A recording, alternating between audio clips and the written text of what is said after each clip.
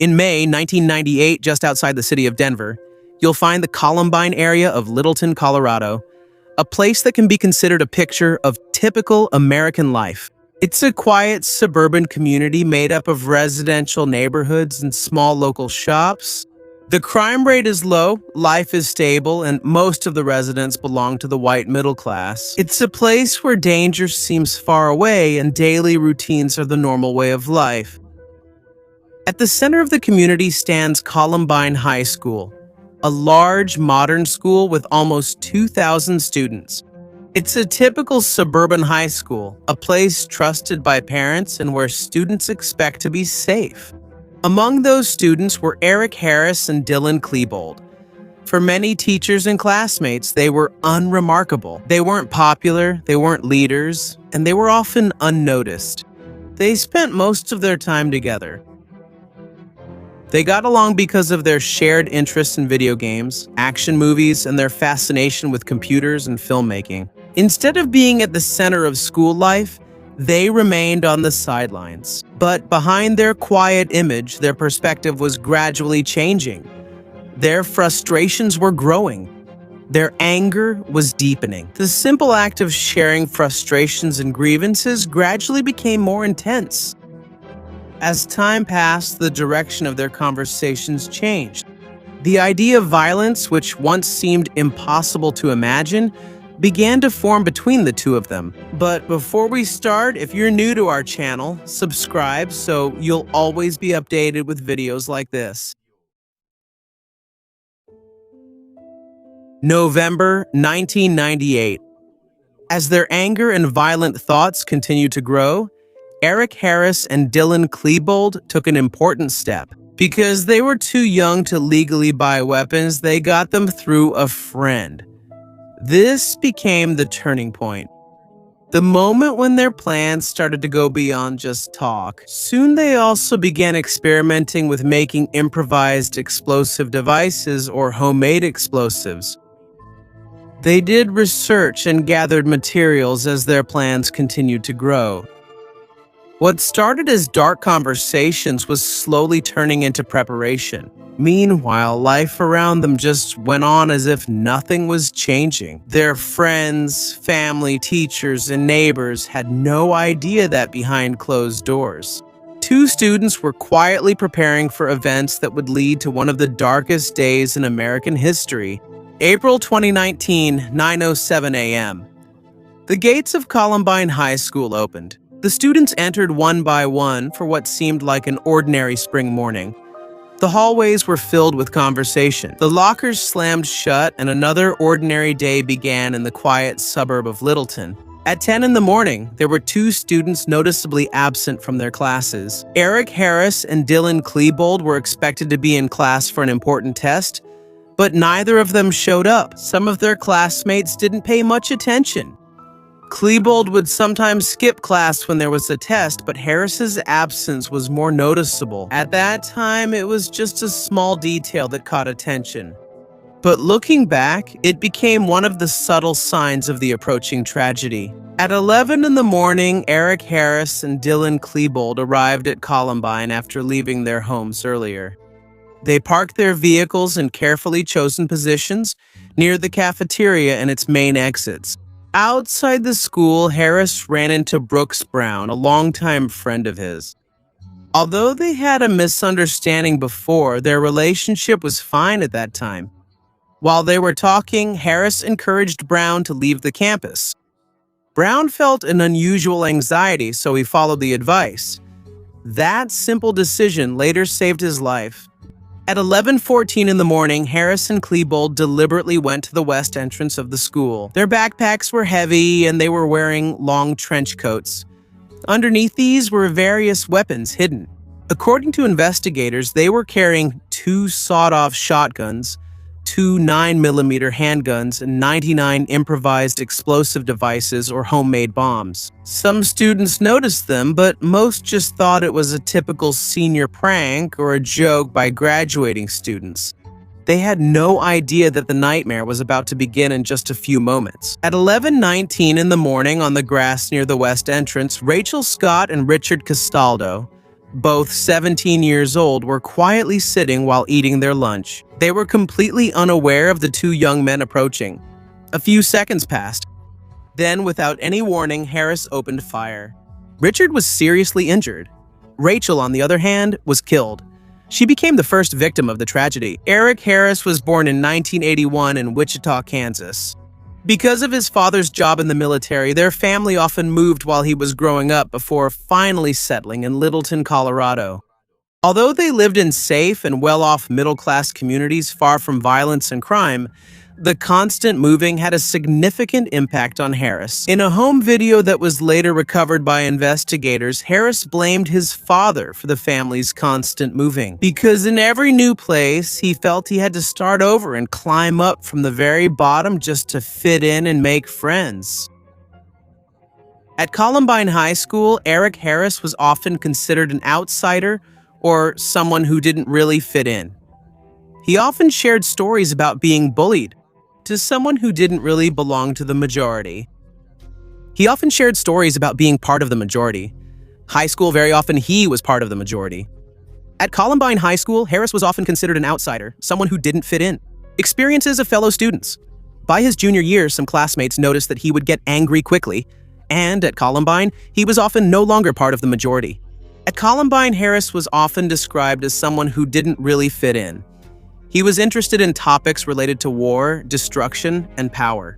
Eventually, investigators discovered that he had a personal notebook where he poured out his anger. There were various aggressive and detailed scenarios about people he didn't like, writings that, over time, were seen as warning signs of his intentions. He also had his own website where he openly displayed his anger and hatred towards some members of his school. It was a public record of his growing anger, although at that time, people did not fully understand its meaning. At 11:21 in the morning, the two perpetrators went to the external staircase on the west side of the school. As the students ran and climbed the hill to escape, they kept firing. Amidst the growing chaos across the campus, Daniel Rohrbaugh was killed, and two other students were injured. Fear and confusion gradually filled the entire school. Worried parents and witnesses were the next to call emergency services. According to one call, a mother reportedly received a desperate call from her child saying that someone was chasing them with a weapon before the line was suddenly cut off. In the background, shouting could reportedly be heard inside the school. There are also reports saying that they heard multiple gunshots, saw explosions, and students were running to hide behind buildings. Some witnesses also said they saw people falling to the ground while trying to escape. Hi, Captain Boyd. We got a shooting at Columbine. What do you have? Numerous injuries. I have no idea what is going on. 71's under fire right now. Somebody in a black trench coat with a shotgun is just shooting. 11:22 in the morning, inside the building, the teacher, Dave Sanders, heard the gunshots. He immediately took action and began guiding the students to hide or evacuate from dangerous areas. Because of his quick actions, many students had the chance to escape while fear and chaos slowly engulfed the school. Meanwhile, reports continued to come in to dispatchers and police. But in the first few minutes of the incident, they struggled to understand exactly what was happening. It was still unclear whether there was only one gunman involved, if there were many armed students, or if there were suspects from outside the school. The only thing clear to them was that a severe attack was happening at Columbine High School, and the number of victims needing help was rapidly increasing. Inside the cafeteria, the fear intensified as conflicting and various rumors about what was happening spread. At around 11:24 in the morning, Eric Harris and Dylan Klebold entered the school through the doors on the west side of the building and quickly moved through the hallways. As they continued inside, they placed improvised explosive devices or homemade bombs that caused smoke in some parts of the corridor and made it difficult for people to see their surroundings. Meanwhile, as teacher Dave Sanders continued to guide the students to safety, he was seriously injured. Despite his injuries, he continued to help others until he eventually lost his strength and collapsed. In different parts of the hallway, some students were injured while escaping, but many were also able to get away from danger. Eventually, Dave Sanders lost his life due to his injuries, but his heroism helped save many lives that day. Meanwhile, Dylan Klebold was born in Lakewood, Colorado. Unlike what some people might think, he grew up in a stable and supportive family. He had a good home and parents who were actively involved in his life. On the outside, he was no different from many American youths who grew up in a comfortable environment. But despite that comfortable life, he had personal problems and emotional struggles that gradually deepened as he grew older. When it came to his childhood, Dylan Klebold was considered an exceptional child. According to people who knew him while he was growing up, he was charming, intelligent, and a quick learner. He was also often admired and loved by the people around him. In almost all of his old photos, you can see him being hugged, sitting on someone's lap, or together with family members and loved ones. He was not a child who grew up lacking in love or care. His friends and teachers described him as very shy. He often gets nervous when meeting new people and has difficulty socializing with those he doesn't know very well. He also gets even more nervous when talking to girls. When he reached his teenage years, his family noticed some changes in his behavior. Like many teenagers, he became more independent and would often argue or express his own opinions. Nevertheless, they were still able to spend time with Dylan during simple family activities. They would go hiking together, watch movies, and go out to eat.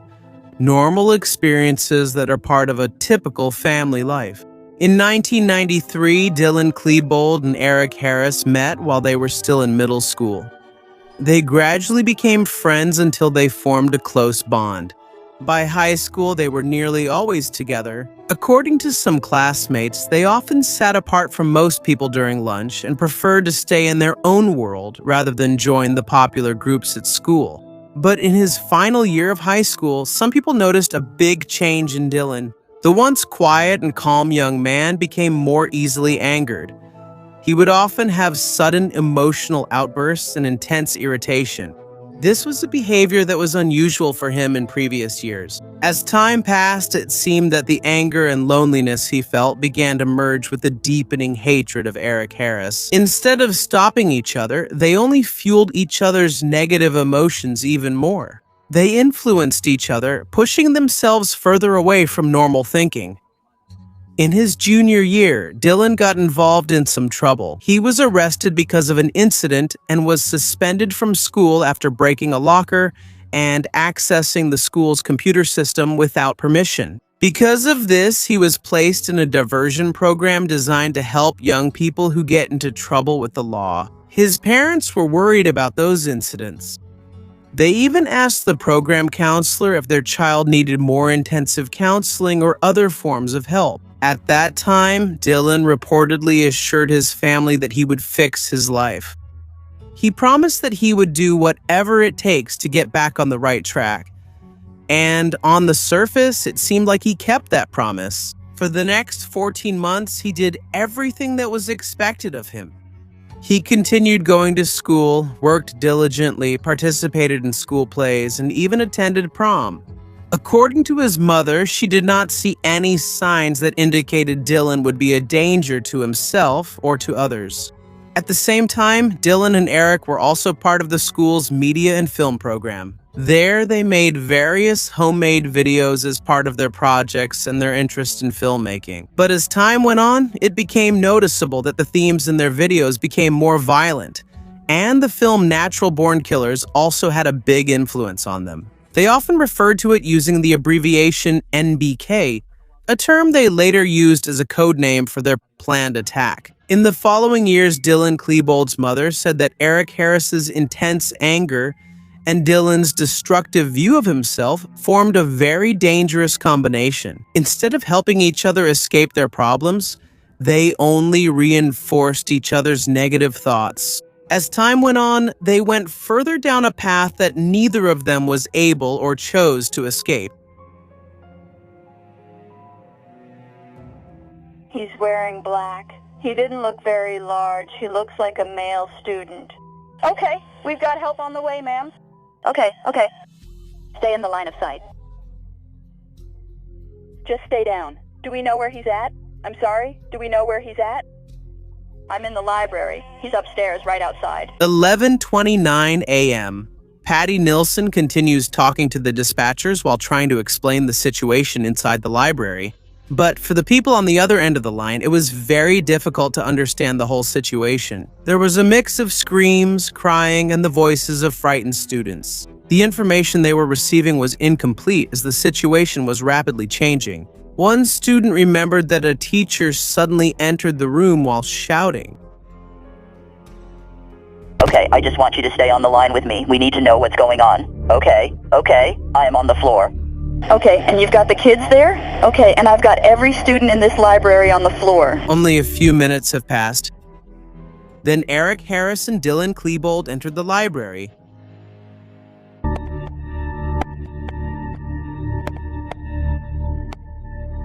Meanwhile, the dispatchers on the phone could hear what was happening as it unfolded. But they could do nothing but listen. They couldn't stop the attack and had no way to help the people inside the library at that very moment. From the other end of the line, you could hear gunshots, screams, and voices filled with fear. According to some survivors, the two perpetrators were shouting while firing their guns.